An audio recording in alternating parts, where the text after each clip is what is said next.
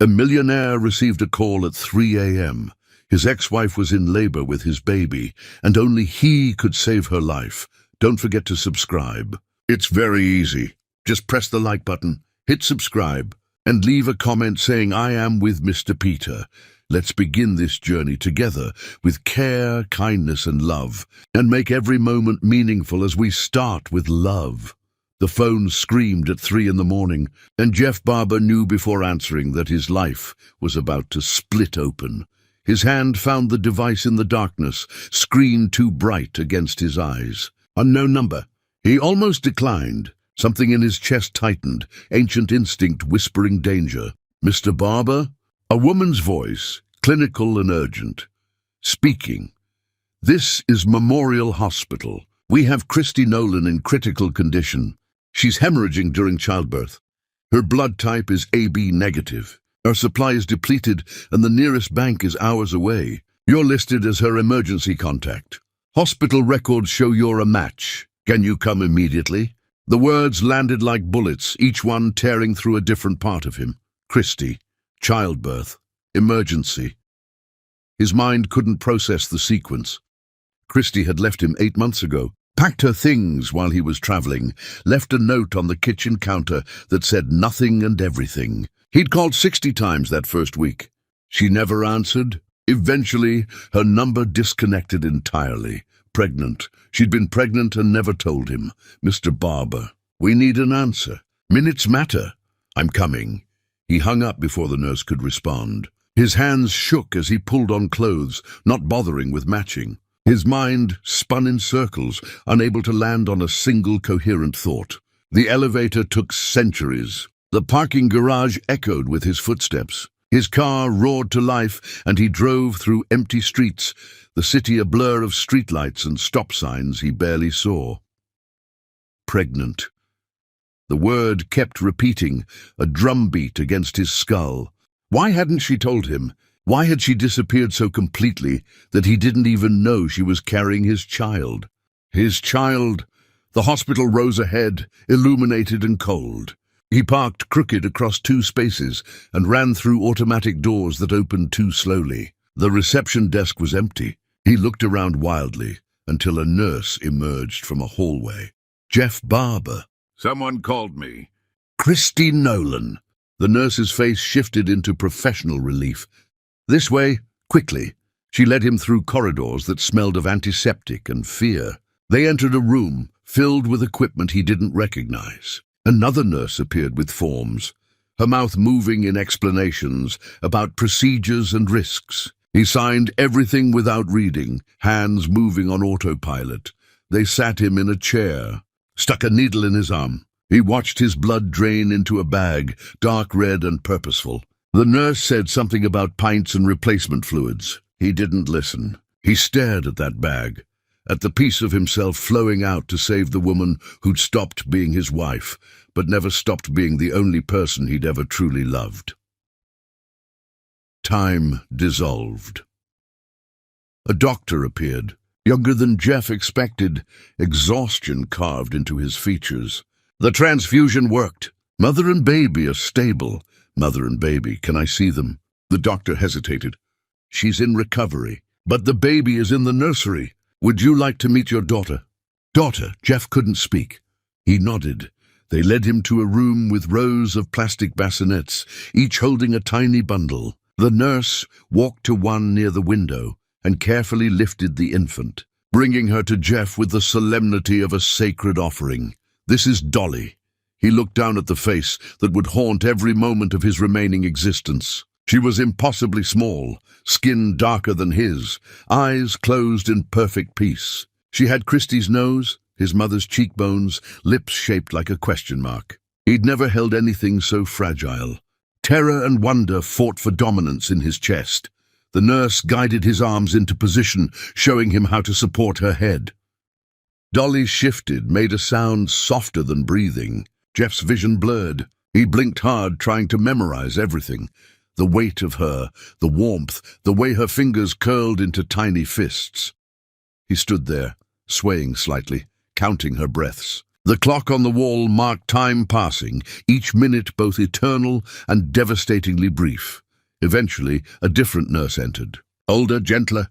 "Mr. Barber, Miss Nolan is awake. Would you like to see her?" He wanted to say yes, wanted to demand answers, wanted to fall to his knees and beg her to explain why she'd cut him out so completely that he'd missed this. But something in the nurse's expression stopped him. "Is she asking for me?"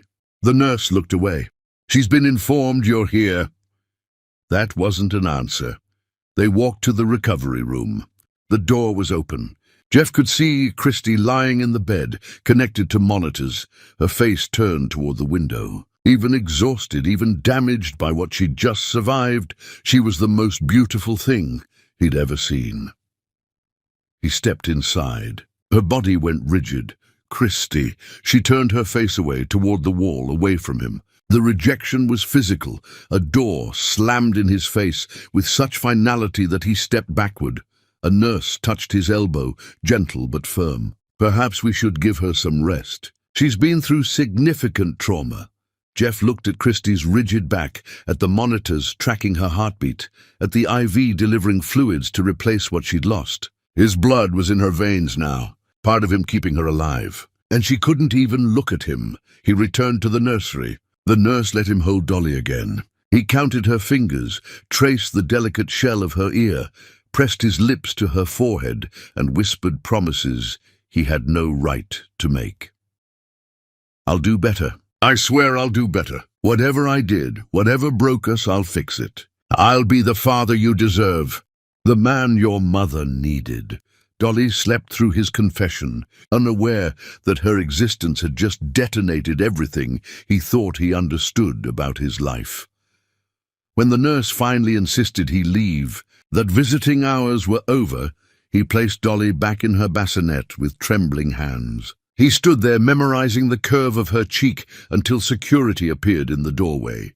He walked to his car in a daze, sat behind the wheel as dawn bled across the sky, pink and gold and merciless. His phone had 17 messages. He deleted them all without listening. Christy had carried his daughter alone, given birth alone, nearly died alone. And when he'd finally appeared, finally been close enough to touch, she'd turned her face to the wall. Whatever he'd done to drive her away hadn't been forgiven by distance or time. It had calcified into something harder, something that looked like hate but felt worse.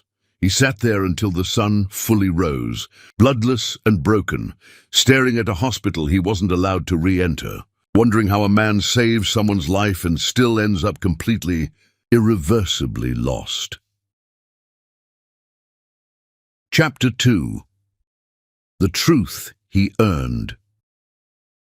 Jeff spent 3 weeks piecing together why she ran, and every answer was a mirror.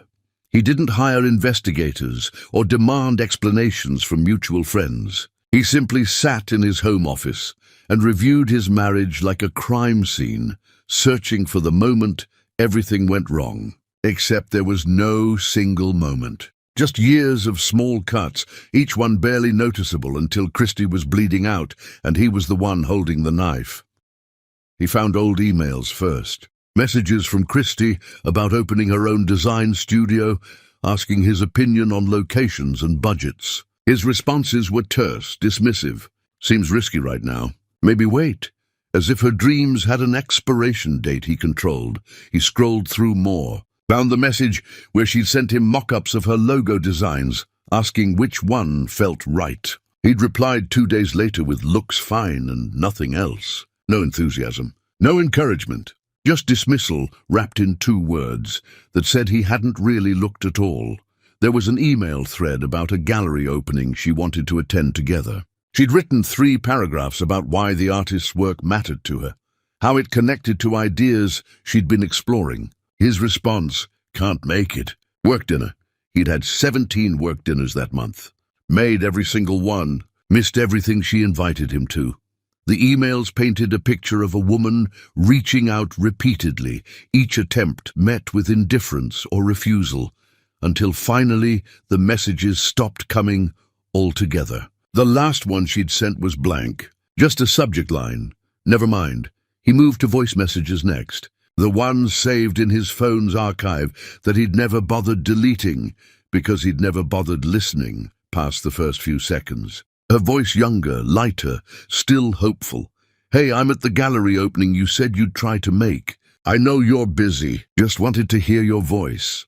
The timestamp showed she'd called during a dinner meeting he couldn't even remember now. The background noise on her message revealed other people's conversations, laughter, the sound of someone having an experience alone that was meant to be shared. Another message.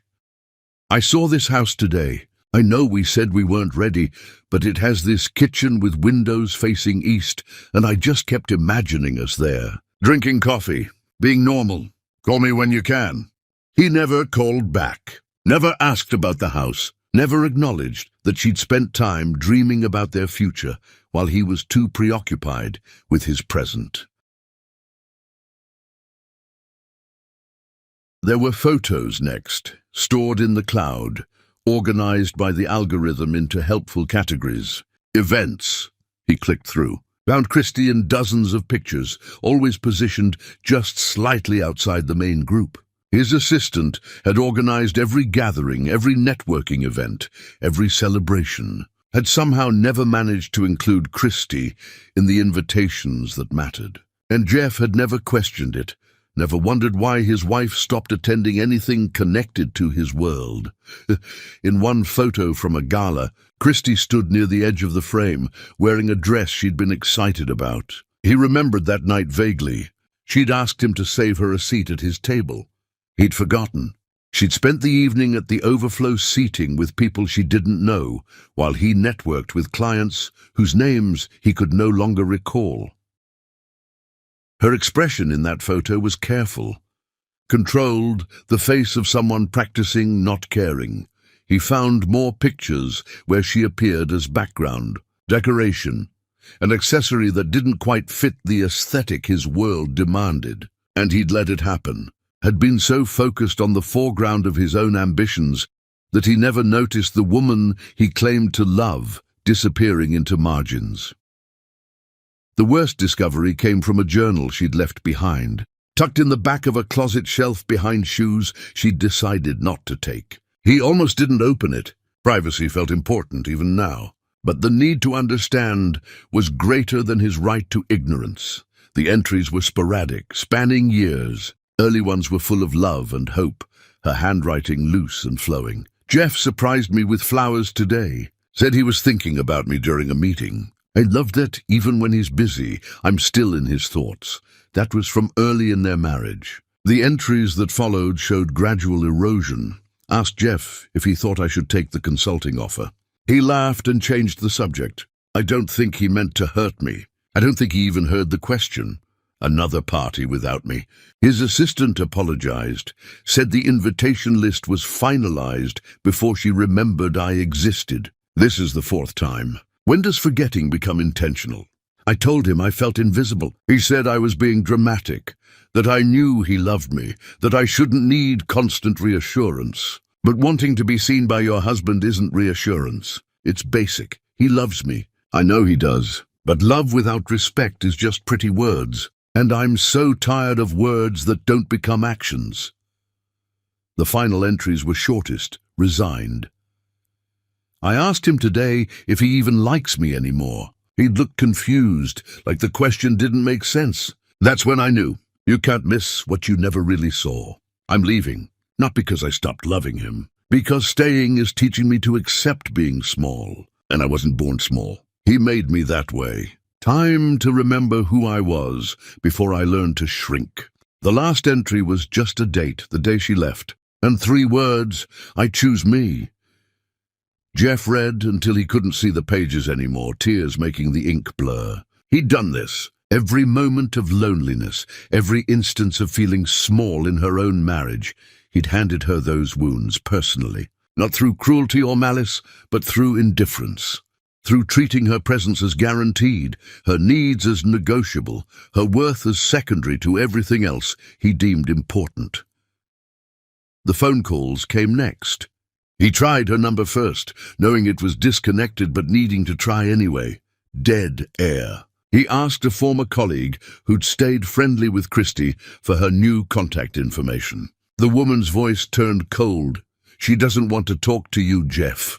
I need to apologize. You had years to apologize. You have a daughter now. Maybe focus on being better for her instead of trying to ease your conscience with Christie. This isn't about my conscience. This is about her knowing I finally understand. Understanding after someone leaves isn't understanding. It's regret, and she's had enough of you to last a lifetime." The line went dead. He found Christie's address through the hospital records he still had access to. A modest apartment in a neighborhood he'd never visited. Trees lining quiet streets where children played on sidewalks. He drove there on a morning when rain made everything grey and soft. The world muted and forgiving in ways he didn't deserve.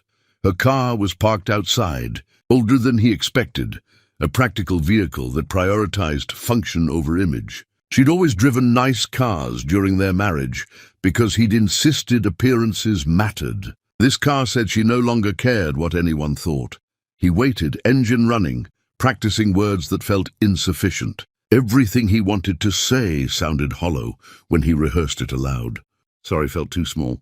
I understand, felt too late. I'll change, felt too much like a promise he'd already broken repeatedly." Finally, the apartment door opened. Christie emerged with Dolly strapped to her chest in a fabric sling, both of them bundled against the weather. She wore jeans and a jacket he didn't recognize, hair pulled back simply, no makeup, looking more herself than she'd looked in years of their marriage. She saw his car immediately. Her entire body changed, drawing inward like a flower closing against frost. She adjusted the sling protectively and walked in the opposite direction without hesitation.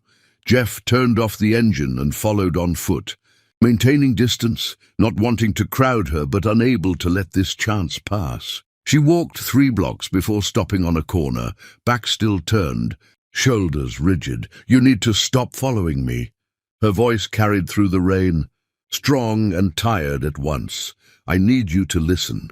I've been listening to you for years, Jeff. I'm done. Please, just 5 minutes." She turned then, and the sight of her face nearly destroyed him. She looked exhausted, older than the months apart should have caused, lines around her eyes that hadn't been there before. But her eyes held something worse than anger. They held nothing. Emptiness where fury should have lived. "You want 5 minutes? Fine, say what you came to say." He stepped closer, stopping when she stiffened. Rain soaked through his shirt. Dolly slept against Christie's chest, unaware of the wreckage surrounding her, peaceful in the protection of her mother's arms. "I read your journal. I know I have no right, but I did. And I need you to know I see it now. Every time I dismissed you, every time I made you small, every time I chose everything else over you. I thought I was building a life for us. But I was just building walls around myself and leaving you outside." Christie's jaw tightened, but she said nothing, waiting. "You left because I didn't trust you, didn't value you, made you invisible in your own marriage, treated your dreams like hobbies and your needs like inconveniences. And you were right to leave. You were right about everything. Is that supposed to fix something? No, nothing fixes this. I just need you to know I understand now what I destroyed." She shifted Dolly higher, protecting her from rain that was falling harder. "You understand now. After I left, after I nearly died giving birth alone, after you had no choice but to see me as something other than background noise in your perfect life. Yes, that's not growth, Jeff. That's consequences. You're not becoming a better person. You're just finally experiencing the results of being who you always were." The words hit like fists. He absorbed them, nodded, accepted them as truth. "You're right. I know I'm right. I spent years being right while you were too busy to notice." A woman with an umbrella passed them, glancing curiously at this confrontation happening on a street corner in the rain. Christie waited until she was gone, not wanting witnesses to this moment. "You want me to forgive you?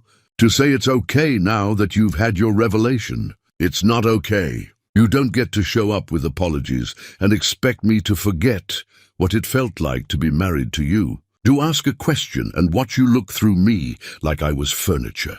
To achieve something I was proud of, and have you respond with empty praise that showed you hadn't listened to a word I said. I'm not asking you to forget. I'm asking you to let me prove I'm different. Why would I waste my time watching you try? What you did to me wasn't a mistake, Jeff. It was a pattern. Years of patterns. And patterns don't break just because someone finally notices they exist. Because Dolly deserves a father who isn't the man I was. Christie's face transformed, something dangerous flickering in her eyes. Don't you dare use our daughter as leverage. You lost the right to claim her when you made me so small I had to leave to remember I was human. Jeff stepped back immediately, hands raised. You're right. I'm sorry. That was wrong. That was me trying to manipulate you into giving me what I want. That's exactly the kind of thing the old me would have done. She stared at him, breathing hard, Dolly beginning to stir against her chest from the tension radiating through her mother. You need to leave. Stop coming here. Stop following me. Figure out your guilt on your own time, in your own space, away from me. Christie. No. You weren't ready to hear this before. Hearing it now doesn't erase 8 years of being invisible. Go home, Jeff. Process your feelings somewhere I don't have to watch. Somewhere I don't have to be part of your redemption arc. She turned and walked toward a grocery store, disappearing through automatic doors that swallowed her into artificial light and music. Jeff stood in the rain until his clothes were soaked through, until he was shivering, watching the entrance she'd vanished into, understanding finally that being right, being sorry, and being heard were 3 entirely different devastations, and that even when you understood all 3, it didn't guarantee forgiveness. It just meant you finally comprehended the depth of what you'd destroyed. Chapter 3. Ghost Money. Jeff discovered you can give everything to someone and still mean nothing to them. The packages started arriving on a morning when autumn was turning the world gold. A hand-carved crib made from reclaimed wood, each joint fitted without nails, the kind of craftsmanship that took months to complete. He'd commissioned it after seeing Christie looking at pictures online, back when they were still together, back when he still noticed what she looked at. It appeared on his office doorstep 2 days later, returned with a note stuck to the box. No, just that single word in Christie's handwriting, sharp and final. He tried again. Italian stroller, the kind with suspension and organic fabrics, designed by someone whose name carried weight in parenting circles. Back on his doorstep within hours, not even unwrapped. Cashmere blankets soft enough for newborn skin. Hand-woven by artisans who specialized in baby textiles. Returned, imported bottles designed to prevent colic, the kind pediatricians recommended and most parents couldn't afford. Returned unopened, a collection of children's books in both their voices, professionally recorded. He'd spent 3 days in a studio reading stories, imagining Dolly, hearing his voice before bed, even if he couldn't be there. His throat had been raw by the end, but he'd finished every book, pouring love into words she might never hear. Returned unopened, the seal unbroken, his voice trapped in recordings she'd never play. Flowers next. He remembered Christie loved peonies, their ridiculous fullness, the way they smelled like expensive perfume and promised things about beauty being temporary but worthwhile. He sent them with no card, no expectation. Just beauty offered without strings, without demands, without his name attached to corrupt their innocence. They appeared in the dumpster behind her building that same afternoon, still wrapped, already wilting in the autumn heat. Their brief perfection wasted because they'd come from him. He called. Her phone was disconnected. He texted the old number anyway, messages disappearing into digital void, read receipts never appearing, his words floating in electronic space like prayers to a god who'd stopped listening. He wrote letters, pages and pages of truth and apology and desperate promises, his handwriting deteriorating as emotions overwhelmed precision. Every envelope came back stamped with mechanical precision, returned to sender. His assistant watched this pattern with increasing concern, seeing her employer unravel over someone who clearly wanted nothing to do with him. "Sir, maybe it's time to accept—" "Don't. I'm just saying, if someone doesn't want—" "I said don't." She went quiet, but her expression held pity he couldn't stand to see. The kind of look people give to the delusional, the obsessed, the ones who can't recognize when they've lost. So Jeff changed tactics. If Christie wouldn't accept anything with his name attached, he'd remove his name entirely, become invisible in his generosity, a ghost whose only haunting was the absence of obstacles in her path. He called her landlord from an untraceable number, voice disguised through a modulator that made him sound like someone else entirely. Paid 6 months' rent in advance, cash delivered by courier who'd been instructed to reveal nothing about the source. The landlord never questioned it. Money spoke its own universal language, asked no uncomfortable questions, demanded no explanations. The hospital bill was next. He created a shell corporation, 3 layers deep, untraceable to his name even if someone investigated. Paid the entire balance, more money than most people saw in years, and insured the records showed it coming from a charitable foundation that didn't exist outside the papers. Filed to make it look legitimate. Organic groceries appeared on Christie's doorstep every Monday morning. Fresh vegetables, still dewy from harvest, grass-fed meat from sustainable farms, whole grains and fruits, and everything a nursing mother needed to stay healthy while feeding their daughter. Delivered by a service he paid in cash, instructions to never reveal the source, to act like it was a government program or community charity if asked. He paid the utility bills through automated systems that hid the origin. The car insurance premiums that would have stretched her budget. The health insurance that covered Dolly's checkups and vaccinations. Every expense he could identify and eliminate without her knowledge, he did. Treating her life like a puzzle where the goal was removing obstacles before she even knew they existed. His accountant questioned the withdrawals, seeing patterns that looked suspicious on paper. "This is unusual activity, Mr. Barber. Large cash movements, shell companies, untraceable payments. It looks like what? Like you're hiding assets, or preparing for legal trouble, or engaging in activities that could attract unwanted attention from authorities. Who ask questions about unusual financial behavior? I'm taking care of my family. Your ex-wife has made it clear she doesn't want your help. This isn't care. This is—" he paused, searching for words. "This is something else. Something that might not look good if examined closely. She doesn't get to choose whether I help. She only gets to choose whether she sees me do it." The accountant left, shaking his head, probably adding Jeff to some internal list of clients who'd lost their grip on reality, who'd need monitoring to ensure their delusions didn't lead to legal complications. Maybe he had lost his grip. Maybe this was madness, wearing the face of love. Late at night, Jeff drove past Christie's apartment, not stopping, not lurking in ways that would attract police attention, just passing by slowly enough to see the lights on in her windows. He imagined Dolly sleeping in a room his money had helped maintain, wrapped in safety he'd purchased anonymously, breathing easier because he'd cleared obstacles she'd never know existed. The building was old but well-maintained now. He'd arranged for repairs through the property management company, instructing them to prioritize this specific unit, to treat every maintenance request as urgent. Broken appliances replaced immediately, heating fixed within hours, plumbing problems solved before they could become emergencies. Christie probably thought she'd found the last honest landlord in the city. Jeff didn't correct the assumption. It should have felt good, noble even. Instead, it felt like drowning, like being in the same ocean as someone you love, but separated by currents too strong to swim across, able to see them, but never touch, watching them survive without knowing you're there, keeping sharks at bay. His assistant entered his office one morning to find him staring at his phone, at a bank statement showing another substantial transfer.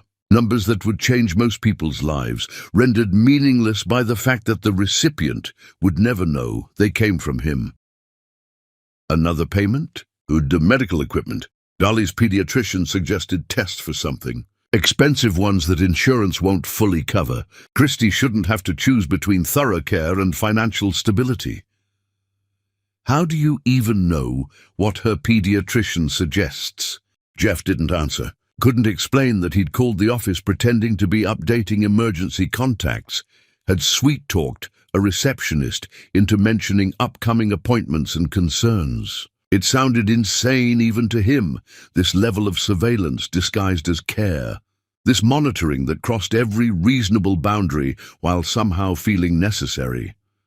Sir, this has to stop. You're hemorrhaging money on someone who's blocked you from her life. It's not healthy. It's obsessive. Health isn't the goal. Then what is? Penance. Provision. Being present in the only way she'll allow, which is not being present at all. The word hung between them, heavy and final. Explanation that explained nothing. His assistant gathered her things quietly, the gesture of someone preparing to leave more than just the room. I think you need to talk to someone. A professional. Someone who can help you process what you're going through and maybe establish healthier boundaries. I talk to professionals constantly. They manage my money, my properties, my legal obligations. They help me hide my involvement so the people I love can benefit without the burden of gratitude. I mean someone who can help you process the emotional component. A therapist, a counselor. Someone who specializes in helping people move forward instead of remaining trapped. I don't need processing. I need Christy and Dolly to have everything they require without the burden of accepting it from me. That's all I need. That's the only thing that makes any of this bearable. She left without another word, resignation implicit in her posture. Jeff returned to his routine of invisible generosity. Payment after payment, gift after ghost gift, all the love he couldn't give directly transformed into resources that appeared like magic. He was everywhere in their lives and nowhere, present in every comfort, absent from every moment that mattered. The world saw a billionaire with too much money and no sense, someone whose grief had curdled into something unhealthy. Christy saw nothing. She never acknowledged the payments, never questioned where the money came from, never looked at her suddenly easier life and wondered about the invisible architect behind her good fortune.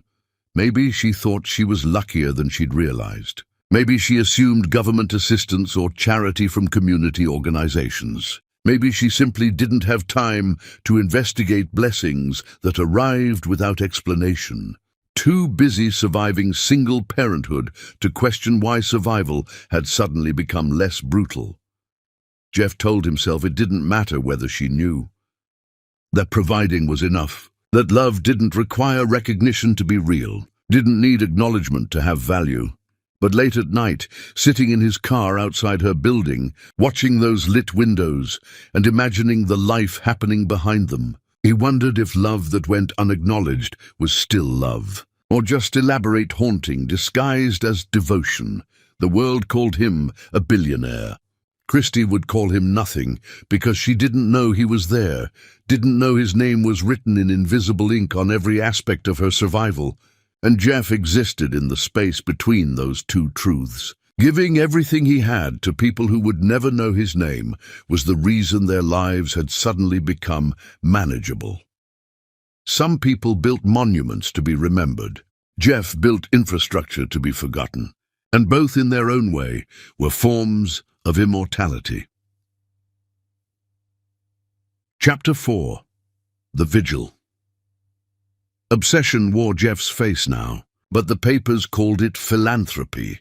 He knew Christie's routine better than he'd ever known it during their marriage, which said everything about who he'd been versus who he was becoming. Morning walks started when the sun rose pale over the neighborhood, Dolly bundled against her chest in that fabric sling. Always the same route, down Maple Street, around the park with the old oak trees, stopping at the coffee shop on the corner where the barista knew her order without asking.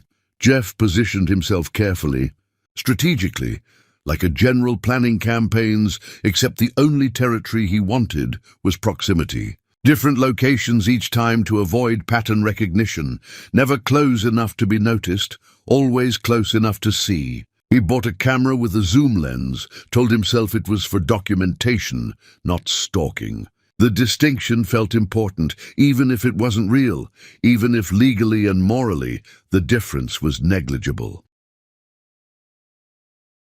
Thursday mornings they went to the park. Christy would spread a blanket under the oak trees, whose roots had broken through sections of pathway, and let Dolly explore the grass, tiny hands grabbing at dandelions and clover, while Christy read books that made her frown in concentration.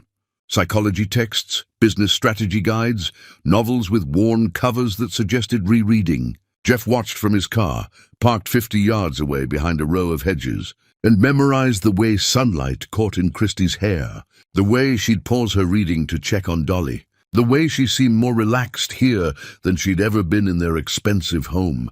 Weekends were harder to navigate. They'd go to a farmer's market downtown, Christy buying vegetables and fresh bread, while Dolly watched everything with enormous eyes that absorbed the world like it was all new and fascinating. Jeff followed on foot, always 2 stalls behind, pretending to examine apples he'd never buy while actually watching his daughter experience the world he wasn't part of. He learned which vendors Christy preferred, which ones would give Dolly small treats when her mother bought produce, which corners of the market she avoided because they were too crowded for comfortable navigation with a baby. He saw Dolly's first steps through that camera lens, witnessed milestone he'd never been meant to see. Christy had been sitting on a bench at the park, and Dolly pulled herself up using the bench slats, determined concentration on her infant face. She took 3 wobbling steps before falling onto grass, the impact soft enough not to hurt. Christy's face transformed into pure joy, the kind of expression Jeff had rarely inspired in their entire marriage. His hands shook so hard he nearly dropped the camera, but he managed to capture the moment. Proof that his daughter was growing, even as he remained frozen in position of permanent observer. He had the photo printed and framed, kept it on his desk, where no one would ask questions because no one came to his office anymore. Just him and an image of a moment he'd stolen, beauty he had no right to possess. His professional life began collapsing around him like a building losing structural integrity. Meeting requests went unanswered for days. Investment opportunities passed, while he sat in parked cars, watching his former family exist without him. His assistant resigned with barely concealed frustration, unable to watch him deteriorate, unable to enable behavior she clearly thought was unhealthy. His board of directors started making noise about leadership concerns, about fiduciary responsibility, about whether someone this distracted could be trusted with the empire he'd built. He didn't care. An acquisition opportunity emerged, the kind that happened once in a career, the kind that could double his wealth and cement his legacy in industries that mattered. The meetings were scheduled in another city, 3 days of negotiations that couldn't be postponed without killing the deal entirely. Lawyers had been preparing for months. His team had mapped every strategy, anticipated every complication. He cancelled everything. Dolly had a pediatrician appointment that week. He needed to be nearby in case something went wrong, even though Christy didn't know he was there, even though he couldn't help if trouble actually came, even though his presence was entirely symbolic and ultimately useless. The deal fell through, cost him more money than most people would see in multiple lifetimes. His board was livid, threatened to remove him, questioned his competence and commitment. He didn't attend the emergency meeting they called, sent a brief email explaining nothing, offering no justification they'd understand, because how could he explain that watching his daughter breathe mattered more than any amount of money? That being close enough to potentially help, even if help never materialized, felt more important than accumulating wealth he'd never need. Journalists noticed his absence from galas and conferences, from the mandatory performances of success that powerful people staged for each other. A reporter wrote a profile piece titled "The Vanishing Billionaire" that speculated about health problems, substance abuse, secret families overseas. All of it wrong. All of it failing to understand the simple truth that he'd found something more valuable than wealth or power or reputation. He'd found distance that let him see his daughter grow, even if she'd never know he was watching. Found purpose in protection she'd never acknowledge. Found meaning in the negative space of his own absence. His mother called, voice sharp with worry and thinly veiled anger. "Jeffrey, what's happened to you? People are saying terrible things. You need to make a statement, show your face, remind everyone who you are and why you matter. I know who I am." "Then why are you acting like a man who's lost everything, like someone defeated?" "This isn't the son I raised because I have lost everything. Or I never had it to begin with. I'm still determining which is worse. You're one of the wealthiest people in the country. You haven't lost anything except your mind, apparently. I lost my family. My wife, my daughter's first months, every moment that mattered while I was chasing things that didn't. Silence stretched between them, expensive and uncomfortable. Finally his mother spoke, voice gentler but no less concerned. "Then get them back. I'm trying, by disappearing, by letting your life fall apart, by becoming the subject of speculation and pity." "That's not trying, Jeffrey. That's giving up while pretending otherwise. By being close enough to help if they need me, by watching to ensure they're safe, by protecting them from distance since I forfeited the right to do it from nearby. Jeffrey, that's not helping. That's haunting. There's a difference, and you used to be smart enough to know it." He hung up before she could say more. Before she could articulate what he already knew, that he'd crossed lines normal people didn't cross, that his behavior looked pathological to anyone outside his particular grief. His brother visited unannounced, pushing past security with the confidence of family who'd never been denied access. He found Jeff in his office, walls covered with photographs that told a story of obsession. Not buildings or portfolios or business triumphs, just Christy and Dolly at markets and parks and coffee shops, candid shots of a life happening beautifully without him. Dozens of images arranged chronologically, visual documentation of every moment he'd observed, every milestone he'd witnessed from distance. His brother stared at the walls, face draining of color, as he absorbed the scope of what Jeff had been doing. "Jeff, this isn't healthy. This is..." He struggled for words. "This is surveillance. This is obsession. This is not normal behavior by any reasonable standard. I'm not interested in normal. Normal is what I was during my marriage, and normal destroyed everything. You need help. Professional help. This is beyond what friends or family can address. This requires intervention from someone trained to deal with..." He gestured at the walls. "Whatever this is." Jeff turned from the window where he'd been watching the city, watching people move through their normal lives with their normal problems. "When you love someone and lose them through your own stupidity, tell me what normal behavior looks like. Tell me the appropriate amount of regret. Tell me when it's acceptable to stop trying. Tell me what I should be doing instead, moving forward. Accepting reality, getting therapy, meeting new people, rebuilding your life around something other than someone who's made it clear they want nothing to do with you." She hasn't made anything clear. She's surviving, processing, protecting herself and our daughter from the person I was. That's not rejection. That's self-preservation. And I don't fault her for it. It's been months, Jeff, half a year of this. If she wanted reconciliation, she'd have reached out. Her silence is an answer. Her silence is trauma. And I won't rush her healing just because I'm uncomfortable with patience. His brother approached slowly, like Jeff was a wild animal that might bolt or attack. "Do you hear yourself? You're describing stalking, following someone's routine, taking photos without permission, monitoring their activities. This is textbook stalking behavior, and the fact that you share a child doesn't make it legal or healthy. I'm describing love. The kind that doesn't give up just because it's inconvenient or uncomfortable or unwanted. The kind that persists. Love doesn't hide in parked cars taking photos. Love doesn't track someone's routine without their knowledge. Love doesn't..." He stopped, regrouped. "Love respects boundaries. Love doesn't make the other person uncomfortable. Love certainly doesn't involve surveillance. Love doesn't give up just because it's inconvenient or uncomfortable or unwanted. Love persists. Love adapts. Love finds ways to protect even when protection isn't wanted. That's what makes it love instead of just sentiment. His brother looked at him for a long moment, something like grief crossing his features. You need her to breathe the same air as you. That's what you told me last month. Do you realize how that sounds? How disturbing that is? I realize how it is. I realize what it costs me and what it gives them. And I've made peace with the exchange. Jeff, I'm not hurting anyone. I'm not interfering in their lives. I'm just being close enough to matter if they need me. What's wrong with that? Everything, his brother's expression said. Everything about this is wrong.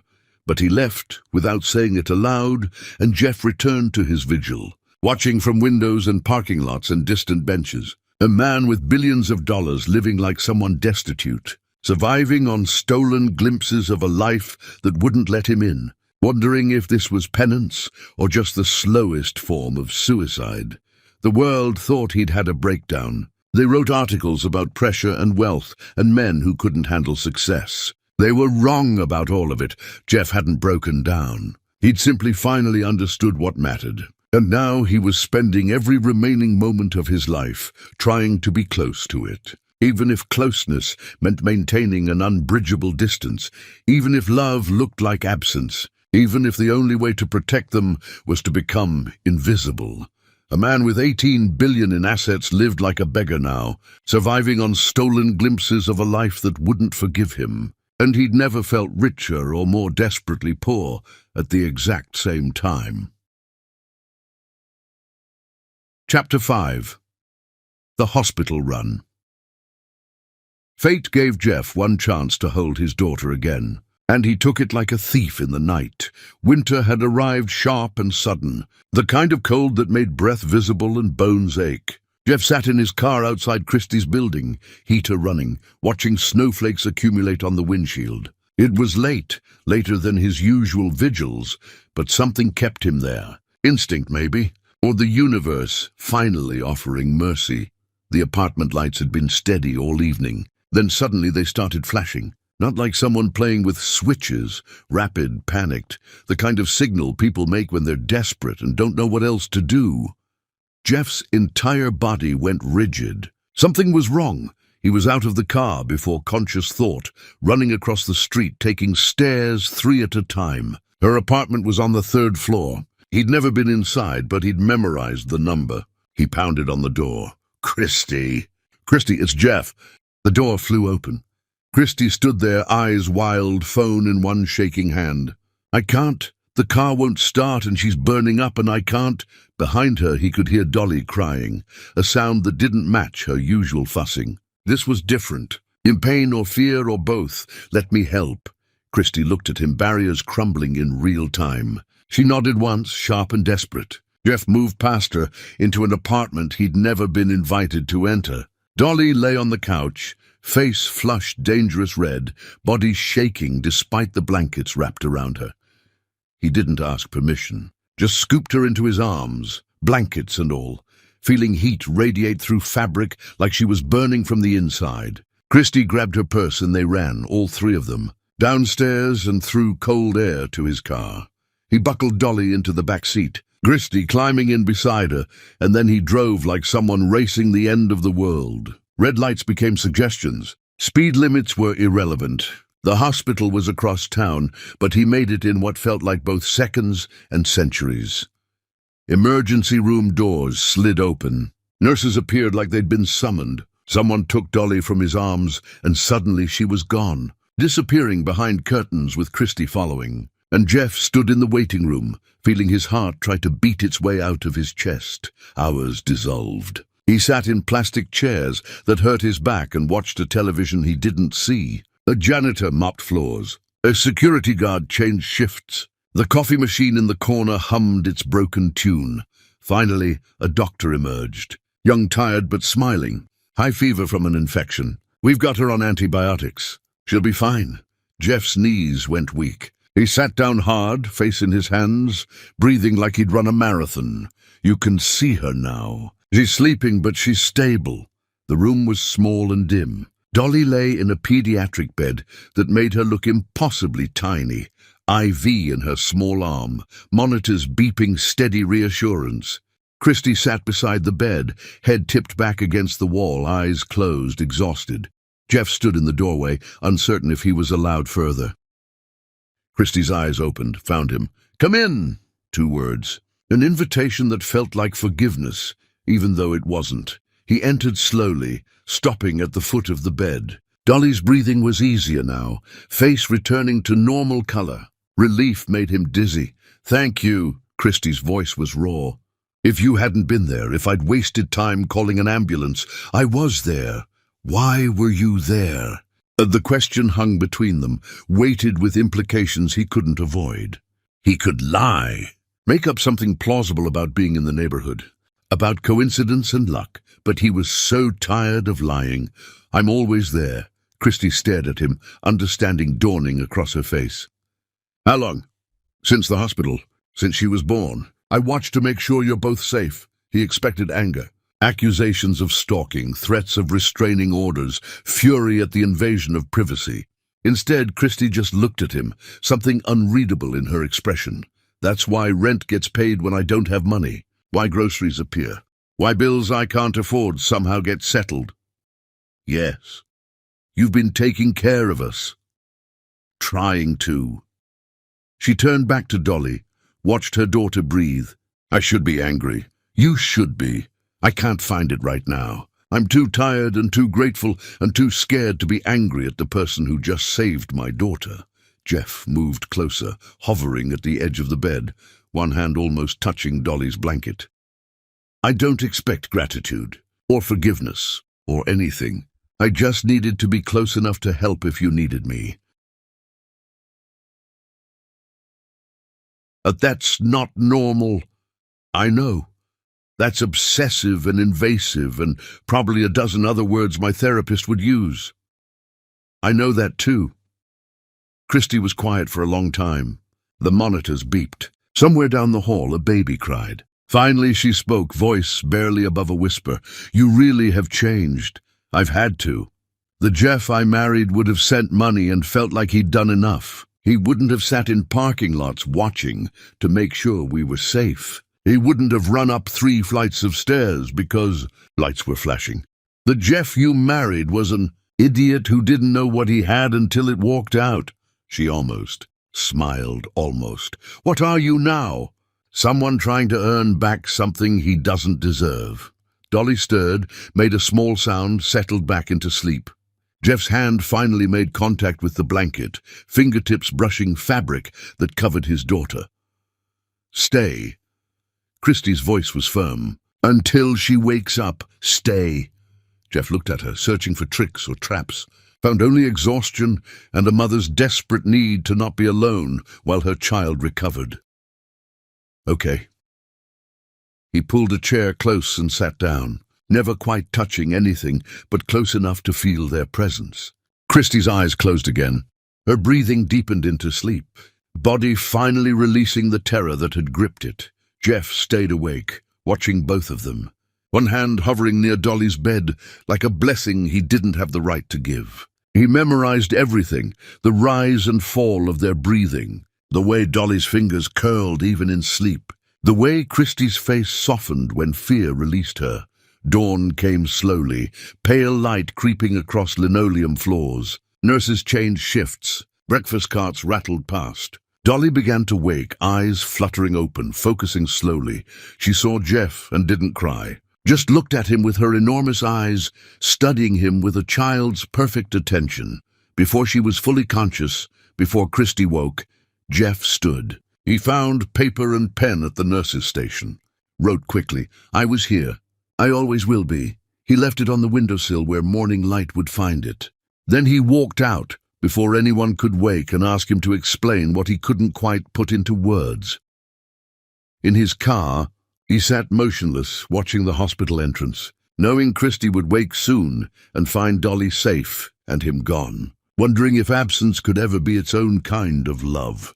Christy woke to find Dolly smiling, a note that cracked something inside her chest, and the absence of the man who'd saved her child twice now. and she couldn't decide which hurt more. The years he'd been absent when she needed him, or the way he'd become present only after she'd learned to live without him. Chapter 6. The Transformation No One Believes. People kept asking what happened to Jeff Barber, and the answer was simple: he stopped pretending. The change wasn't sudden like a revelation. It was gradual, a glacier shifting, everything that had made him formidable slowly being ground into something unrecognizable. Partners noticed first. Meetings he would have dominated with aggressive strategy and ruthless intelligence became events where he listened more than he spoke, and where he asked questions instead of making declarations. A director presented expansion plans that would have excited him months ago, opportunities to enter new markets and increase revenue substantially. Jeff listened to the entire presentation, nodded thoughtfully, then said, "That conflicts with school registration deadlines." Confused silence filled the boardroom. Whose school registration? Jeff didn't answer, just declined the expansion and left the room while his board members exchanged concerned glances. 3 days later, he sat in his car outside an elementary school administration building, not just sitting, watching with intensity that bordered on reverence. Christy emerged carrying forms, Dolly holding her hand, both of them bundled against autumn wind that scattered leaves across the parking lot. He didn't approach, just watched to make sure Christy completed the paperwork, that she didn't struggle with requirements or deadlines or bureaucracy designed to make simple things complicated. When they left, satisfied that the registration was complete, he remained parked there for another hour, staring at the building his daughter would attend, imagining her learning to read in classrooms he'd never see, imagining parent-teacher conferences he wouldn't attend, imagining a future unfolding in spaces he'd forfeited the right to occupy. His lawyer arrived uninvited one afternoon, briefcase full of custody petitions and legal strategies that had taken weeks to prepare. "We can file tomorrow.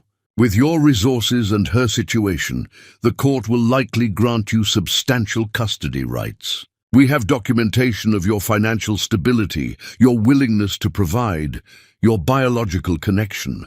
The law is on your side here. Get out." The lawyer blinked, uncertain he'd heard correctly. "Mr. Barber, you have rights as a father. Legal rights. The law gives you pathways to establish custody, to ensure access to your daughter. We've invested significant time developing strategies that I said get out and don't come back. Send me a final bill and consider our relationship terminated."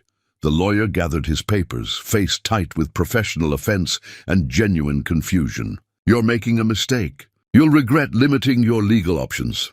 "I've made plenty of mistakes. I'm not adding this one to the list. I'm not forcing my way into my daughter's life through courts and lawyers and legal pressure. If I can't earn my way in, I don't deserve to be there." After that, word spread through professional networks that Jeff Barber had lost his edge. That wealth had finally broken him the way it broke everyone if they had too much for too long. They didn't understand that wealth had nothing to do with it. He'd finally encountered something more valuable than winning, and it was the simple act of not making things worse. He stopped wearing suits, showed up to the few meetings he still attended in jeans and shirts that had seen too many washings, fabric soft from age rather than luxury. His appearance committee sent concerned memos about brand image and professional standards, about the message his casualness sent to stakeholders and partners. He ignored everyone, deleted the emails without reading past the subject lines.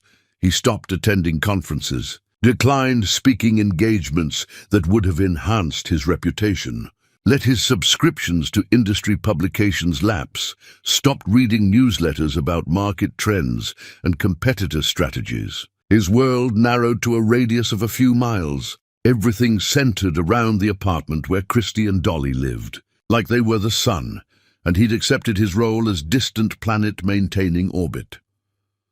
The letters came next, therapy disguised as correspondence. He wrote every few days, pouring truth onto pages the way people used to confess to priests.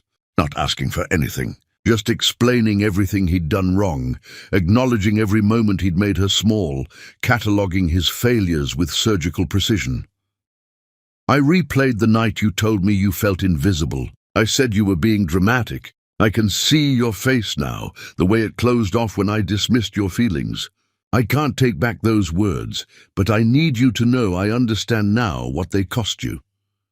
I found the gallery invitation you sent me. I'd promised to come. You'd spent weeks looking forward to it. I cancelled 2 hours before because a client wanted drinks. I don't even remember that client's name now. But I remember your voice when you called to say it was fine, that you understood. That understanding was you learning not to expect me. Every time my assistant forgot to include you on an invitation, I should have noticed. Should have questioned why my wife kept getting excluded from events I attended. Should have made your presence non-negotiable. Instead, I accepted explanations about finalized lists and limited space. I chose convenience over you repeatedly until you stopped asking to be included.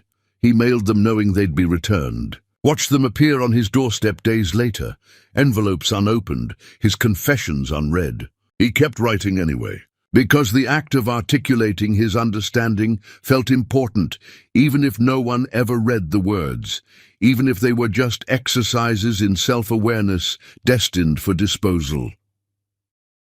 Twice a month, he went to her door, knocked quietly, not pounding, not demanding. Waited while she decided whether to open it, respecting whatever choice she made. Sometimes she did, stood in the doorway with arms crossed, listening while he spoke, her expression neutral and evaluating. I understand now why you left. How I made you feel like furniture in your own life. How I prioritized everything over you and called it ambition when it was really just selfishness. I'm sorry. I'll always be sorry. Not because I want you to absolve me, but because you deserve to hear someone acknowledge what they did wrong. Christy never invited him in, never responded beyond the bare minimum, nods, occasional questions, mostly silence, but she listened, and that felt like more than he deserved. Other times she didn't answer at all. He'd stand there knowing she was on the other side of the door, feeling his presence through the wood, choosing silence as her response. He never knocked again once she'd made her choice clear. Just left quietly and returned 2 weeks later to try again, the cycle repeating with patient desperation. His friends staged an intervention during what they probably considered his darkest moment. 5 people he'd known for years, sitting in his living room with expressions of concern that masked judgment and discomfort, like they were visiting someone terminally ill. Jeff, this has to stop. You're destroying yourself over a woman who's moved on. You need to accept reality and start rebuilding. She hasn't moved on. She's surviving what I did to her. That's different. Moving on implies choice. She's enduring consequences. Semantics. Point is, you need to accept reality. Get therapy. Move forward. Meet someone new. There are plenty of women who'd be interested in someone with your resources and status. Jeff looked at them. These people who'd never understood what Christy meant, who'd probably encouraged the behavior that drove her away, who measured relationships in terms of status and resources rather than connection. You think love just stops because someone else stops returning it. We think obsession isn't love. We think what you're doing isn't healthy or productive. We think you need professional help. Then you've never loved anyone. Real love doesn't have an off switch. It just keeps going, even when it's inconvenient and painful, and makes you look pathetic to people who don't understand what it means to lose something that mattered. One friend leaned forward, voice careful, like he was addressing someone unstable. We're worried about you. We care about your well-being. That's why we're here. Don't be worried. I'm finally becoming someone worth worrying about. The version of me you knew was successful and empty. This version might look broken to you, but I'm more whole than I've ever been. They left in a cluster of concern and superiority, convinced he needed rescue from himself, unable to comprehend that rescue was the last thing he wanted. He never spoke to any of them again, deleted their numbers, declined their invitations, built walls around himself to protect the fragile person he was becoming. The media picked up the story eventually. Billionaire's breakdown led to the fall of Jeff Barber, led to think pieces about wealth and mental health and the price of success. Every article got it wrong. He wasn't falling. He was rebuilding from foundation up, demolishing the man he'd been to make space for who he needed to become. Even if the person he was becoming looked like failure to people who measured worth in dollars and dominance. His mother called weekly, alternating between anger and pleading, unable to accept what her son had become. "You're embarrassing yourself. People are talking. Your father's friends are asking questions I can't answer. Questions about your mental state, your competence, whether the family name is being tarnished by your behavior. Tell them I'm learning humility. You're learning to be walked over. There's a difference between humility and letting people destroy you, is there? Or is that just what powerful people tell themselves to justify never admitting fault?" She hung up frustrated, unable to comprehend that her son had finally found something more important than reputation or status or the approval of people whose opinions had never mattered as much as they'd pretended. Late nights found Jeff sitting in his empty house, rooms too large for one person, silence echoing off expensive surfaces that had once represented achievement. He'd built this place to impress people whose names he couldn't remember now, filled it with art and furniture chosen by designers to signal wealth rather than reflect taste. Every corner screamed success, and none of it mattered anymore. He started selling things systematically, art collections that had been investments rather than beauty, pieces he'd bought because experts said they'd appreciate rather than because they moved him. Cars he'd purchased to signal status rather than because he enjoyed driving them. Properties scattered across cities he'd never visit again. Vacation homes he'd used twice. Investment real estate that generated income he didn't need. He kept only what he needed: one car, one home, enough clothes to function. Funneled everything else into accounts earmarked for Christy and Dolly, building their future while dismantling the monuments to his past. His financial advisor protested the liquidations. "You're selling assets at terrible rates. This isn't strategic. You're losing money on transactions we structured specifically for long-term appreciation. This is financial self-sabotage. Strategy is what got me here. I'm trying something else, which is simplification, clarity, reducing my life to what actually matters and discarding the rest, no matter what the market says it's worth. But the losses are just numbers. I need you to understand something. Money stopped mattering the moment I realized it couldn't buy back what I'd lost. Everything I'm selling was purchased during the years I neglected my family. It's all tainted. I don't want it anymore." The advisor left shaking his head, probably wondering if his client was having some kind of breakdown, unable to understand that this was the opposite, a breakthrough into clarity about what had value and what was just elaborate distraction. 6 months passed this way, then 9. People stopped asking questions, stopped expecting him to return to who he'd been. He became a ghost in his own industry, present only enough to sign necessary papers, absent from everything that once defined him. And through it all, he showed up at Christie's door. Every 2 weeks, like clockwork, with apologies that never felt adequate and humility that came too late, but came anyway. She never asked him to stop coming, never threatened restraining orders or called it harassment, just listened in doorways, face unreadable, then closed the door and returned to a life he'd forfeited the right to share. Jeff walked away each time, wondering if humility was supposed to hurt this much, if becoming better was always this slow, if redemption was even possible, or just a story people told themselves to make suffering feel purposeful instead of pointless.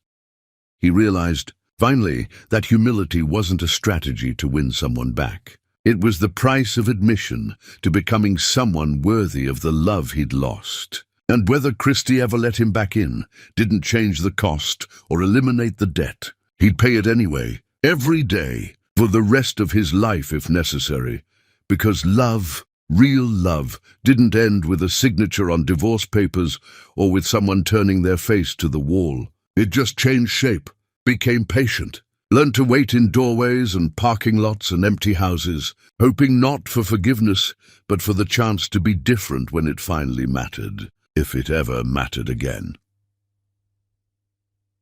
Chapter 7. The Invisible Architect. Jeff built his daughter's future from shadows, signing his name in invisible ink. The lawyer he hired for this was different from the custody attorney he'd fired. This one was older, quieter, someone who specialized in trusts and estates rather than battles and victories. They met in an anonymous office building. No logos, no connection to Jeff's name. I need to set up a fund. $5 million initially. More later. The beneficiary is my daughter, but my name can't appear anywhere on the documentation. The lawyer studied him over reading glasses. That's complicated. Legally, a parent establishing a trust usually... I don't care about usually. I care about possible. Why the secrecy? Because if she knows it comes from me, her mother will refuse it. And my daughter deserves a future that isn't limited by my past mistakes. The lawyer made notes, asking questions about distribution schedules and management structures. Jeff answered mechanically, focused not on the details, but on the principle. Dolly would have education covered, medical care, a house when she was older. Safety built from money that carried no strings, no obligations, no ghost of the father who'd failed her mother.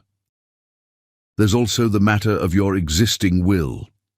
Change it. Everything goes to Christie and Dolly, no conditions. If I die tomorrow, they get full control. That's unusual for someone with your assets. Most people, I'm not most people.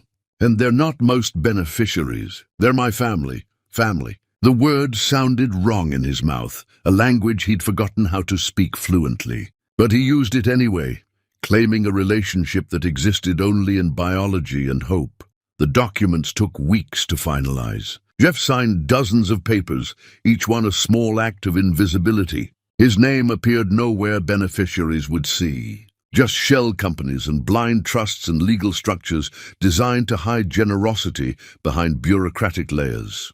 When it was done, the lawyer shook his hand. Your daughter is very fortunate. She's fortunate her mother left me before I could damage her the way I damaged Christie. The lawyer had no response to that. Jeff's calendar emptied further. No more board meetings to attend. No more deals to close. He'd stepped back from everything except maintaining the wealth that kept his daughter safe. Even that was mostly automated now, managed by people he trusted to keep systems running while he focused on what mattered, which was proximity. He bought the building Christie rented in, not through his own name, through another shell company, layers of protection ensuring she'd never know. He kept rent exactly where it had been, never raising prices while surrounding properties climbed. He responded to maintenance requests within hours. Broken appliances were replaced immediately. The heat stayed on all winter. Christie probably thought she'd found the last honest landlord in the city. Jeff didn't correct the assumption. He funded the community center where Dolly attended playgroups. Anonymous donation, large enough to upgrade equipment and hire better teachers, but not so large it raised questions. He drove past during session times, watching through windows. As his daughter learned to socialize, share toys, navigate the complicated world of other children. His own childhood had been isolated, privileged, lonely. He wanted different for Dolly, wanted her surrounded by friends and experiences and the kind of rich, normal life he'd never known how to value until he'd destroyed his chance at having it. The board of his company voted him out eventually. Unanimous decision. He'd become a liability, they said. Absent leadership, distracted priorities. His assistant delivered the news with pity in her eyes. I'm sorry, Mr. Barber. Don't be. They're right. What will you do now? Same thing I've been doing, just with more time. He signed the resignation papers without protest, kept enough stock to remain wealthy, but released operational control. Let other people run the empire, while he focused on being present in ways that didn't require acknowledgement or gratitude. His lawyer questioned the decision. You built that company from nothing, and you're just walking away. I didn't build it from nothing. I built it from Christie's neglected dreams and stolen time and all the moments I should have been present, but chose ambition instead. So yes, I'm walking away, because the company was never the point. It was just the excuse I used to avoid being real. Evenings found him restructuring everything. Bank accounts funneling into trusts. Property deeds transferred to shell companies that would eventually benefit Christie. His entire life became an exercise in strategic invisibility, wealth deployed like weapons against circumstances that might hurt his daughter. He paid for things Christie didn't know needed paying. Medical insurance premiums, car repairs scheduled before problems became emergencies. College savings accounts opened years too early. Every gap in her safety net he filled. Every potential crisis he defused before it could detonate. Friends asked what he did all day now that he'd stepped back from everything. He told them he'd become an architect. They assumed buildings.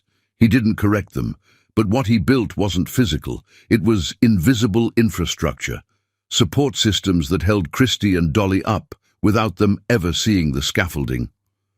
Love expressed not through presence, but through absence of obstacles. Late one night, sitting in his too-large house, Jeff wondered if this was enough, if providing without being present was just another kind of failure. If love that never made itself known was still love, or just elaborate cowardice. He didn't have answers. Just the certainty that Dolly deserved every advantage he could give her, and Christie deserved freedom from the man who'd made her so small. If the only way to give them both what they needed was to be everywhere in their lives and nowhere in their awareness, then that's what he'd do. Build foundations they'd never see. Sign his name in invisible ink. Be the father who loved completely from a distance, because coming closer would just cause more damage. Some people left legacies in buildings or businesses or innovations that changed industries. Jeff's legacy would be simpler. A daughter who grew up safe, a woman who survived what he'd done to her and thrived anyway. Infrastructure he built knowing he'd never be thanked for constructing it. He could live with that, had to live with that. Because the alternative was doing nothing, and after everything he'd already failed to do, inaction felt like a sin worse than any mistake he'd made. So he kept building, kept signing documents, kept creating safety from shadows, and told himself that love didn't require witnesses to be real, that provision without recognition was still service, that being a father meant doing what was right for your child, even when, especially when, she'd never know you did it. Chapter 8. The Price of Her Name. Jeff lost everything defending a woman who still wouldn't speak his name. The attack came from a rival corporation, someone he'd beaten in acquisitions years ago, someone whose grudge had calcified into something uglier than professional competition. They couldn't touch Jeff directly anymore. He'd stepped too far back, made himself too irrelevant to corporate warfare, surrendered positions that would have made him vulnerable. So they went after Christie instead.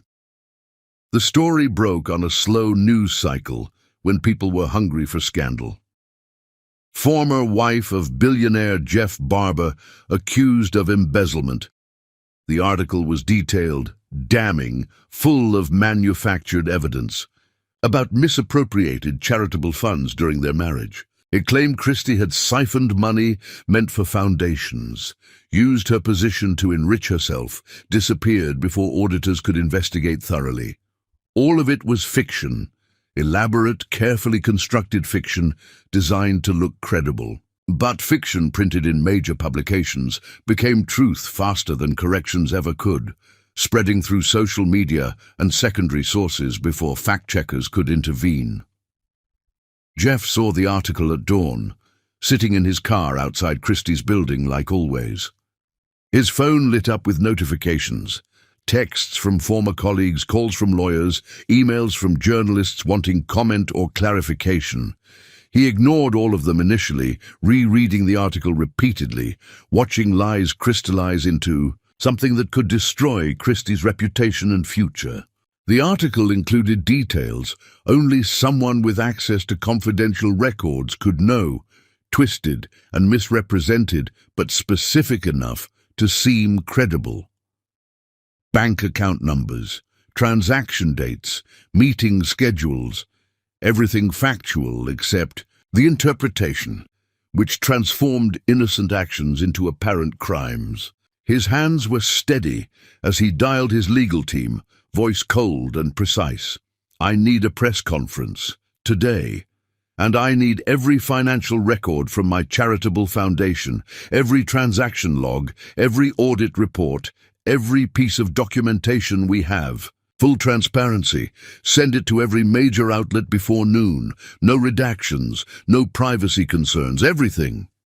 Mr. Barber, we should craft a careful response. Assess the damage before... There's no assessment. There's only correction. The story is a lie designed to hurt someone I already hurt enough. Set it up. Now. I don't care what it costs or what it exposes about me. Just do it. They scrambled, understanding from his tone that argument was pointless. By afternoon, Jeff stood in a conference room facing cameras and reporters who'd written him off months ago as irrelevant, as someone whose breakdown had removed him from circles that mattered. They showed up expecting damage control or desperate denials, got something else entirely. Jeff spoke without notes, voice steady and cold, anger channeled into precision. Christy Nolan has more integrity in her silence than I had in 8 years of marriage. The accusations against her are fiction designed to hurt me through someone who no longer has any connection to my life.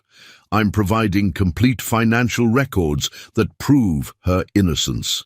Every transaction, every audit, every piece of evidence that shows these accusations are manufactured lies. Full transparency. He detailed the records his team was distributing simultaneously, showed how every dollar had been accounted for, how Christy had never touched charitable funds, had actually declined compensation she was entitled to receive, had been scrupulous to the point of personal disadvantage. He provided documentation of her integrity that made the accusations look absurd.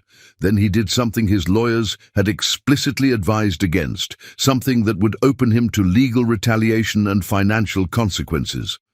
The people making these accusations know their lies. They're using a woman I hurt enough already as ammunition in corporate revenge. So here's my response. Sue me instead. Come after me directly. I'm providing names and evidence of who fabricated these claims. Leave her out of it. She's survived enough damage from being associated with me. I won't let it continue, regardless of what it costs me. He threatened countersuits with specific details that demonstrated he'd done extensive research.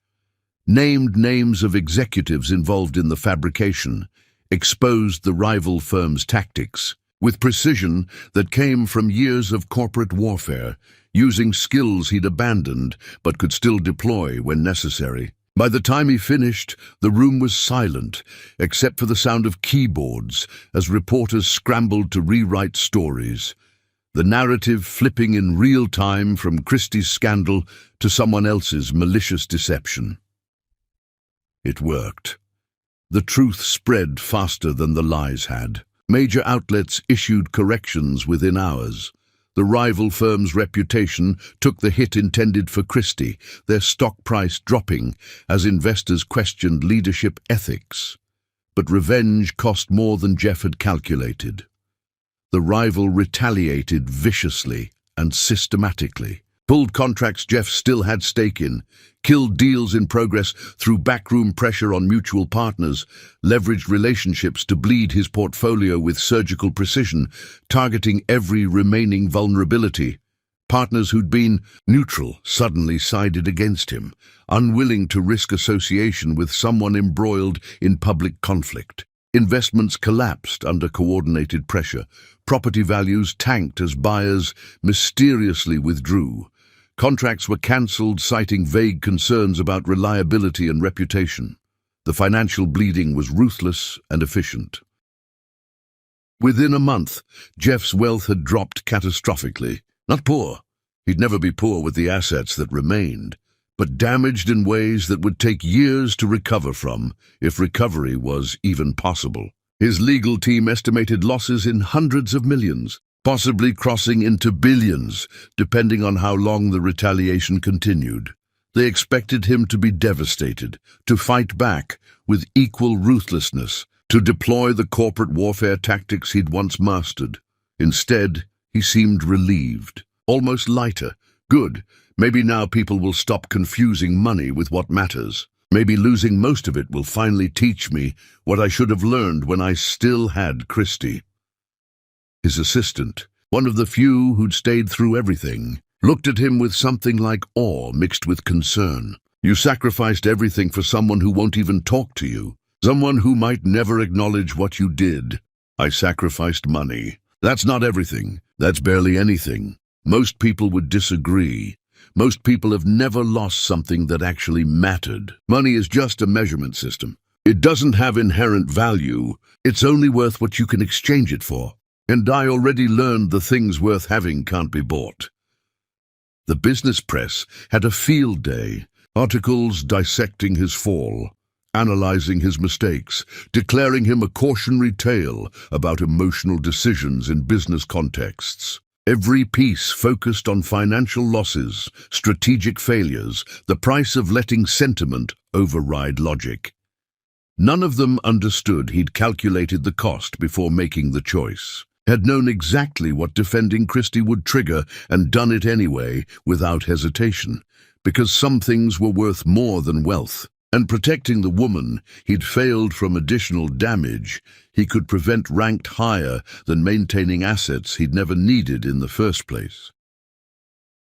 Christie watched the press conference on her phone, Dolly napping nearby, unaware of the storm happening around her mother's name.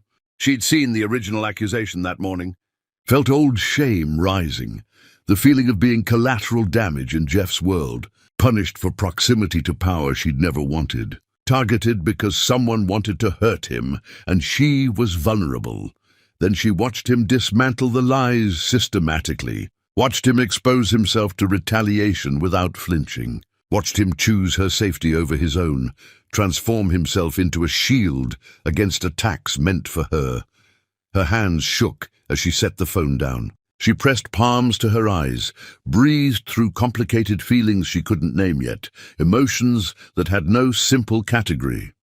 He was different, unrecognizably different from the man who'd made her invisible, who'd have calculated the cost of defending her and chosen self-preservation instead. This version of Jeff didn't protect himself at others' expense. He absorbed damage meant for someone else without hesitation, without even considering alternatives. But she didn't call, didn't text, didn't reach out to thank him for something she'd never asked him to do, for protection she hadn't requested, just sat in her quiet apartment, watching afternoon light move across walls, whispering to Dolly, who couldn't hear. Your father is learning what should have been obvious from the beginning, that people matter more than anything else. That love means sacrifice without expectation of return. Redemption, she was beginning to understand, wasn't performed on stages for applause. It was bled out in choices no one applauded, in sacrifices made without expectation of recognition, in the slow, painful work of becoming different when no one was watching, except the person you'd harmed most. Jeff was bleeding out his redemption publicly, letting the world watch him pay for defending her name. And Christie, despite every wall she'd built, despite every reason to stay distant and protected, felt something crack in her chest. Not forgiveness. Not yet, but acknowledgement. The beginning of seeing him as something other than the man who'd destroyed her. The first glimpse of who he'd become in the ruins of who he'd been. She picked up her phone again. stared at the paused image of Jeff facing cameras, shoulders straight, despite knowing what his words would cost, expression calm, while setting himself on fire to keep her safe from sparks. Her finger hovered over contacts. His old number was still there, never deleted despite being disconnected. She could find his new number easily enough. Could reach out, could offer something, thanks, acknowledgement, the smallest recognition that she'd seen what he'd done. Her finger moved away.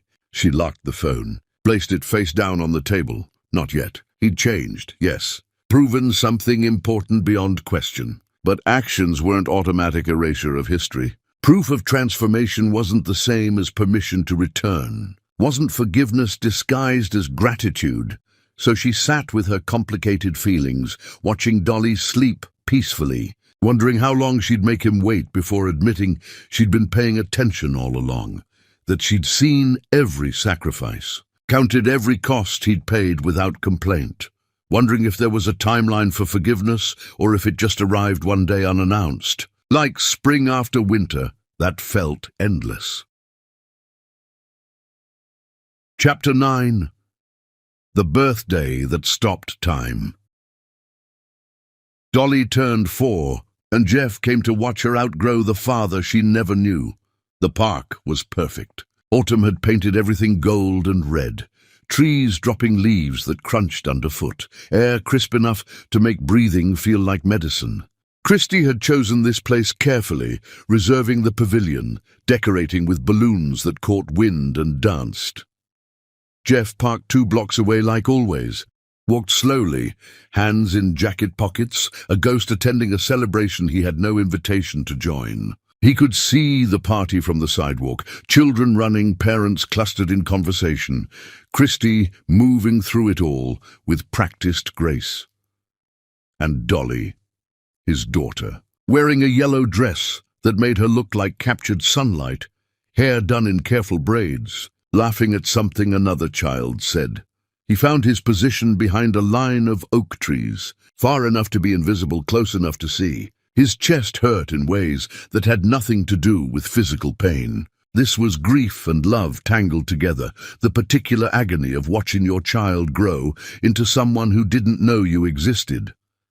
The party followed familiar rhythms, games with prizes, snacks arranged on tables, parents taking photos while children performed unself-conscious joy. Jeff watched it all, memorizing details, storing images he'd replay later in his empty house.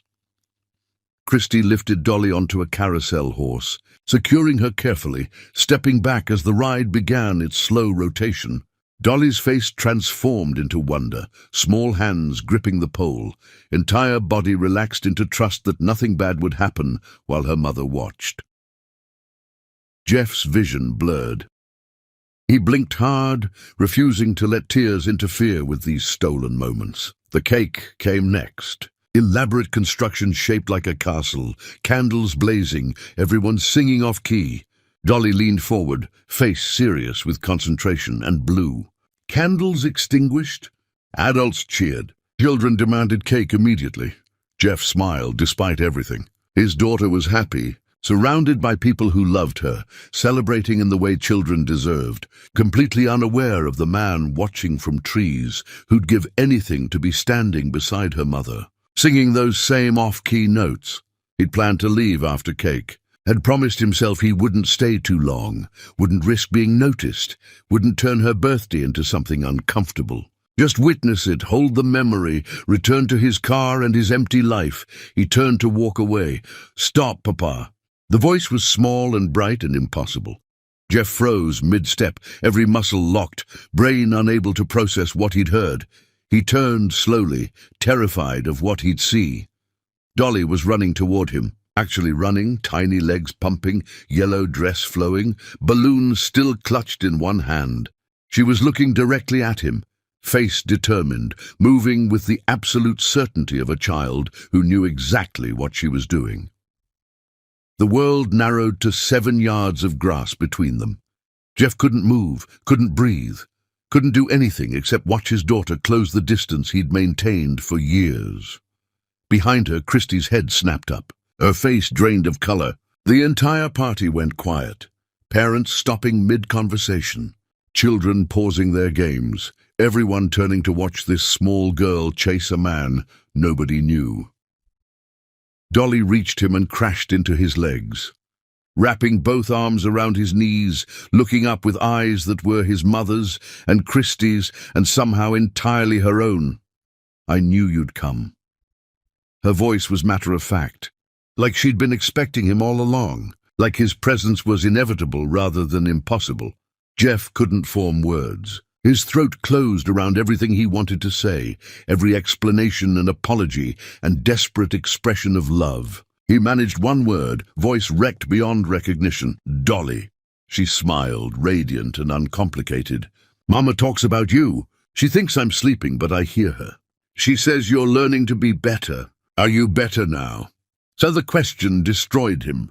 He dropped to his knees in grass that smelled like autumn, eye level with his daughter, terrified to touch her, even though she was touching him.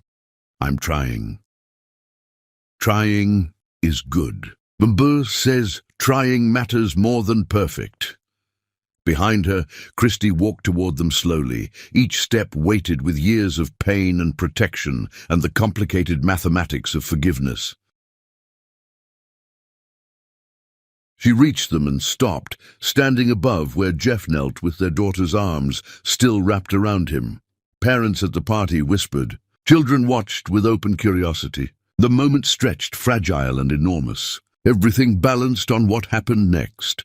Christie looked down at Jeff, at the man who'd bled for her, vanished for her, sacrificed everything for her, and never once demanded credit. Her voice shook when she spoke.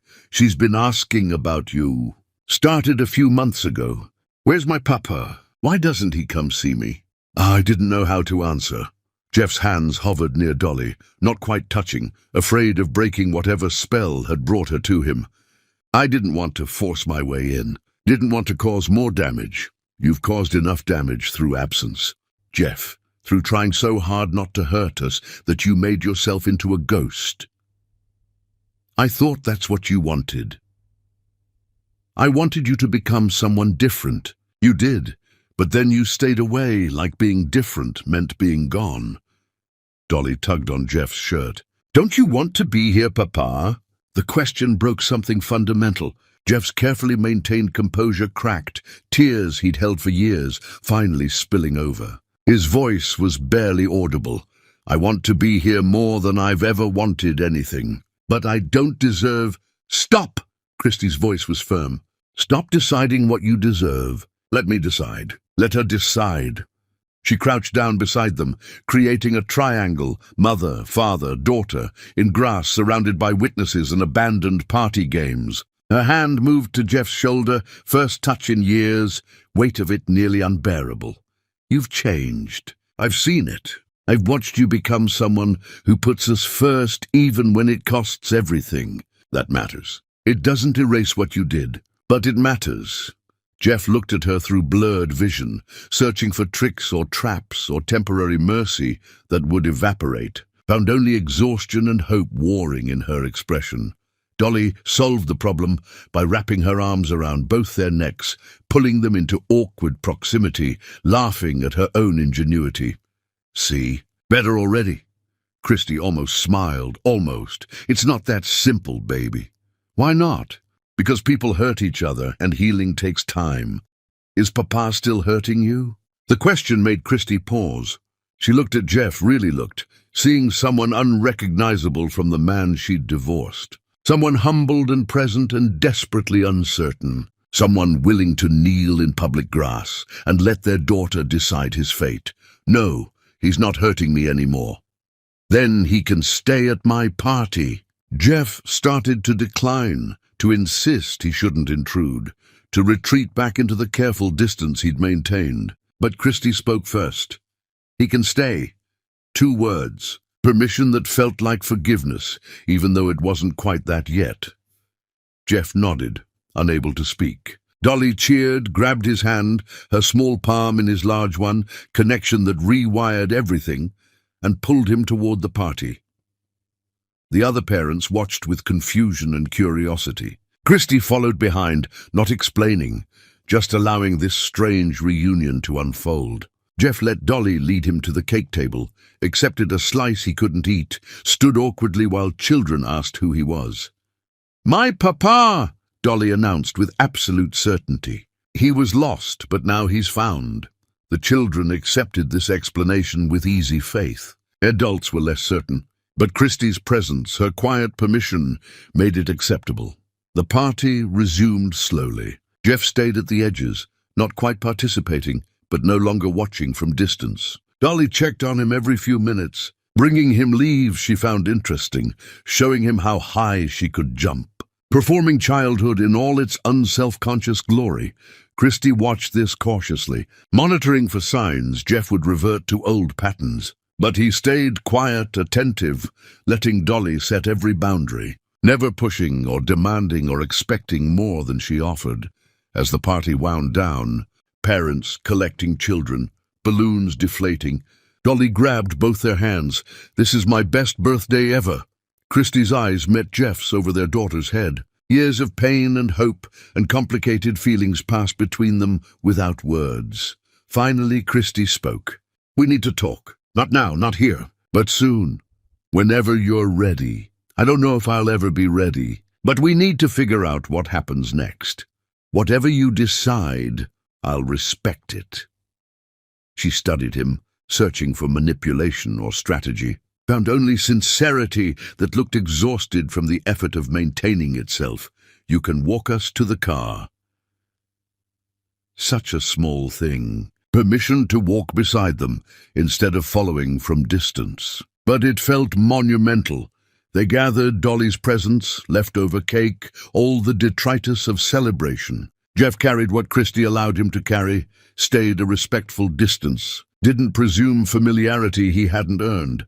At her car, Dolly hugged him goodbye, face pressed against his stomach, holding on with ferocity that suggested she understood this was important. "See you soon. Papa?" Jeff looked at Christie, asking permission. She nodded once. "See you soon, sweetheart." Dolly climbed into her car seat, already distracted by a toy. Christie closed the door, turned to Jeff, exhaustion and something else in her expression. "Don't disappear again. If we're doing this, if you're going to be present, then be actually present. No more watching from cars. No more ghost money. You're either in her life honestly or not at all. I'll be honest. I promise. I'm not doing this for you. I'm doing it because she deserves a father. And you've finally started becoming one." She got in the car without another word, drove away with Dolly waving from the back window until they turned a corner and disappeared. Jeff stood in the parking lot as the sun set, legs weak, heart hammering, everything he'd hoped for suddenly terrifying in its reality. His daughter knew him, had called him Papa, had chosen him in front of witnesses, and Christie had allowed it. Not forgiveness, not reconciliation, but a door opening just slightly, just enough to let possibility in. Jeff walked back to his car slowly, savoring the weight of Dolly's hand in his, the sound of her laughter, the reality that he'd held her again, not in stolen hospital moments, but in daylight with permission. 4 years of watching from distance, of being invisible, of building infrastructure without acknowledgement, and now, maybe, the beginning of something real. He kneeled in grass while a little girl decided his fate, and she'd chosen mercy. Now came the harder part, living up to it, being present honestly, proving transformation wasn't temporary performance, but permanent change. He drove home as night fell, and for the first time since Christie left, Jeff Barber allowed himself to hope. Chapter 10. Whole. Forgiveness didn't arrive with trumpets. It came in a whisper and a trembling hand. The days following the birthday moved slowly. Jeff woke each morning terrified the previous day had been hallucination, that Dolly hadn't called him Papa, that Christie hadn't given permission, that everything would dissolve back into distance and watching from cars. But Christie called. 3 days after the party, her voice careful on the phone. "Dolly keeps asking when she can see you again." "Whenever you allow it." Thursday. The park, 3 o'clock. She hung up before he could respond. Jeff arrived early, sat on a bench, hands shaking. When they appeared, Dolly ran to him immediately, no hesitation, climbing onto his lap like she'd been doing it her whole life. Christy followed slower, sat beside them, keeping distance even while allowing proximity. They stayed an hour. Dolly talked endlessly about everything important to 4-year-olds. Her favorite color, the best dinosaur, why clouds moved but trees didn't. Jeff listened like she was teaching him the secrets of the universe. Because she was. Christy watched silently, evaluating, measuring, searching for cracks in his transformation. Same time next week. Jeff nodded, not trusting his voice. The pattern repeated. Thursdays became sacred, marked on his calendar in permanent ink. Sometimes Christy stayed. Sometimes she left them alone at the playground, watching from her car, trusting cautiously. A month passed. Then 2. Dolly started calling him without prompting, wanting to show him drawings or tell him about school. Jeff kept every picture she gave him, hung them in his empty house until walls were covered with her crayon sunshine. Christy softened incrementally, started asking his opinion on small things, school choices, birthday gifts, the weather, rebuilding trust, one mundane conversation at a time. One evening, Dolly fell asleep against Jeff's chest during a park visit. Christy looked at them, something unreadable crossing her face. She loves you already, completely. I love her more than I knew was possible. That's what scares me. Love isn't enough if behavior doesn't change. I know. Do you? Because you loved me too, Jeff, and still managed to make me disappear. The words hit hard. He didn't deflect or defend, just absorbed them. You're right. Love without respect is just words. I understand that now. Christy gathered her things slowly, waking Dolly gently. Before leaving, she turned back. I'm not ready to forgive you. I don't know if I ever will be. But I'm ready to let you be her father. If you can be the parent she deserves, instead of the husband I needed to escape, I'll be whatever she needs. I promise. Don't promise. Just do it. She left. Jeff sat alone on the bench, watching streetlights flicker on, feeling the weight of Dolly's sleeping body still imprinted on his chest. The following weeks moved faster. Dolly had a school performance. Christy texted him the information. Jeff attended, sitting in back, watching his daughter sing off-key with absolute confidence. Afterward, Dolly ran to him, demanding he meet her teacher, proudly announcing, "That's my papa," to anyone who'd listen. Christy stood apart, arms crossed, watching this integration happen. After everyone dispersed, she approached. She talks about you constantly. You've become real to her. I want to be real to both of you. Christy looked away. I don't know what we are, Jeff. Dolly's parents, obviously. But beyond that, we don't have to define it. We can just be present and figure it out slowly. She nodded, relief visible. Slowly is good. I need slowly. Seasons shifted. Autumn became winter. Jeff spent holidays alone, but video called with Dolly, watching her open presents he'd sent but signed from anonymous givers. Christy allowed these small intrusions, this gentle integration of his presence into their established life. New Year arrived quiet. Jeff stood on his porch watching fireworks, phone in hand. It rang as midnight struck. Christy's name on the screen. Dolly wanted to say, "Happy New Year." His daughter's voice came through, sleepy and happy. "Happy New Year, Papa." "Happy New Year, sweetheart. Did you stay up late?" "So late." "Mama let me have 2 cookies." "That's very exciting. I love you, Papa." The words stopped his heart. First time she'd said them. He pressed the phone closer, blinking hard. "I love you too, Dolly, so much." Muffled sounds. Christy's voice in background, then clearer as she took the phone back. "She's falling asleep." "I should go." "Christy." "Yes." "Thank you for letting me be part of her life, for giving me this chance." Silence stretched. Then quietly, "You're welcome." She hung up. Jeff stood in cold air, tears freezing on his face, feeling more complete than he had in years, despite the distance still separating them. Spring came with its sudden warmth. Dolly's birthday approached again. Christy called. voice different somehow. "She wants you at her party. Actually at it this time. Not watching from trees. I'd like that. Jeff," she paused, gathering words. "You've been consistent, present. You've shown up every time and never pushed for more than I was ready to give. That matters. I meant what I said. About being different. I know. I can see it." The party day arrived bright. Jeff showed up with decorations, helped hang streamers, inflated balloons until dizzy. Dolly supervised, directing them like a tiny general. Christy worked beside him, close enough their hands brushed accidentally, neither pulling away. Guests arrived.